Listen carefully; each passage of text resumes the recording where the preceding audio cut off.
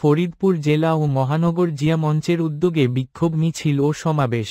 ফরিদপুর জেলা ও মহানগর জিয়া মঞ্চের উদ্যোগে বিক্ষোভ মিছিল ও প্রতিবাদ সমাবেশ অনুষ্ঠিত হয়েছে।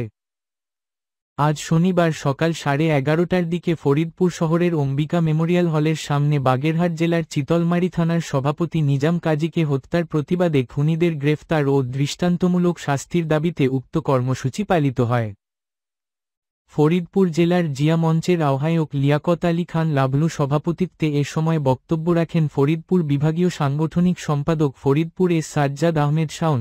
উপস্থিত ছিলেন যুগ্ম আহ্বায়ক আতাউর রহমান তসলিম, যুগ্ম আহ্বায়ক মুজিবুর রহমান দিলীপ, ইঞ্জিনিয়ার মোহাম্মদ জাকির হোসেন, যুগ্ম আহ্বায়ক ইঞ্জিনিয়ার মনিরুল হক, যুগ্ম আহ্বায়ক শামসুল আলম পটু, যুগ্ম আহ্বায়ক শহীদুল ইসলাম, যুগ্ম আহ্বায়ক আলিমুজ্জামান লিটন, যুগ্ম আহ্বায়ক মোকলেসুর রহমান লেবু, যুগ্ম আহ্বায়ক অলিউর রহমান বাচ্চু মোল্লা, সালথা উপজেলা শাখার আহ্বায়ক ফরিদ হোসেন, সদস্য সচিব খোকন মাতুব্বর, যুগ্ম আহ্বায়ক তরিকুল ইসলাম নায়েক ও যুগ্ম আহ্বায়ক ইয়াসিন মোল্লা। এই সময় বক্তারা বলেন, খুনি হাসিনা পালিয়ে গেলেও তার দোসররা দেশের বিভিন্ন স্থানে ঘাপটি মেরে আছে।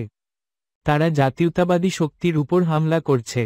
এরই অংশ হিসেবে চিতলমারী থানার জিয়া মঞ্চের সভাপতি নিজাম কাজীকে নৃশংসভাবে হত্যা করেছে। বক্তারা এই হত্যাকাণ্ডের তীব্র নিন্দা জ্ঞাপন করেন এবং অবিলম্বে হামলাকারীদের গ্রেফতার করে দৃষ্টান্তমূলক শাস্তি দাবি করেন। অন্যথায় আরও কঠোর কর্মসূচি ঘোষণা দেয়া হবে বলে বিক্ষোভ সমাবেশে জানান।